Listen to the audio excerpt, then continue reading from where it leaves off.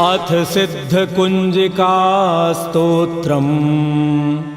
शिव उवाच शृणु देवि प्रवक्ष्यामि कुञ्जिकास्तोत्रमुत्तमं येन मन्त्रप्रभावेण चण्डीजापः शुभो भवेत्। न कवचं नार्गलास्तोत्रं कीलकं न रहस्यकं न सूक्तं नापि ध्यानं च न न्यासो न च वार्चनं। कुञ्जिकापाठमात्रेण दुर्गापाठफलं लभेत्।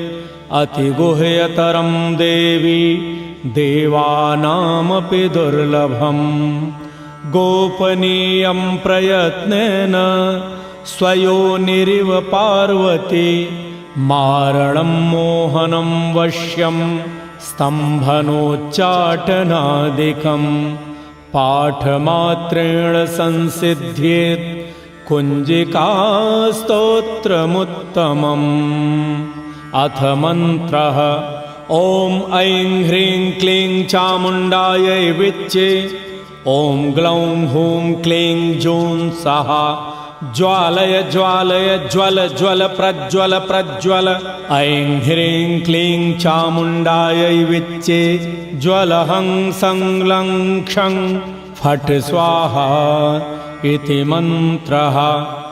नमस्ते रुद्ररूपिण्यै नमस्ते मधुमर्दिनी नमः कैटभहारिण्यै नमस्ते महिषार्दिनी नमस्ते शुम्भहन्त्रै च निशुम्भासुरघातिनी। जाग्रतं हि महादेवी जपं सिद्धं कुरुष्व मे। ऐङ्कारी सृष्टिरूपायै ह्रीङ्कारी प्रतिपालिका क्लीङ्कारी कामरूपिण्यै बीजरूपे नमोऽस्तु ते। चामुण्डा चण्डघाती च यैकारी वरदायिनी विच्चे चाभयदा नित्यं नमस्ते मन्त्ररूपिणी। धां धीं धूं धौर्जटेः पत्नी वां वीं वूं वागधीश्वरी। क्रां क्रीं क्रूं कालिका देवी शां शीं शूं मे शुभं कुरु। हुं हुं हुंकाररूपिण्यै जं जं जं जम्भनादिनी। भ्रां भ्रीं भ्रूं भैरवी भद्रे भवान्यै ते नमो नमः। अं कं चं टं तं पं यं शं वीं दुं ऐं वीं हं क्षं। धिजाग्रं त्रोटय त्रोटय दीप्तं कुरु कुरु स्वाहा। पां पीं पूं पार्वती पूर्णा खां खे खूं खेचरी तथा। सां सीं सूं सप्तशती देव्या मन्त्रसिद्धिं कुरुष्व मे।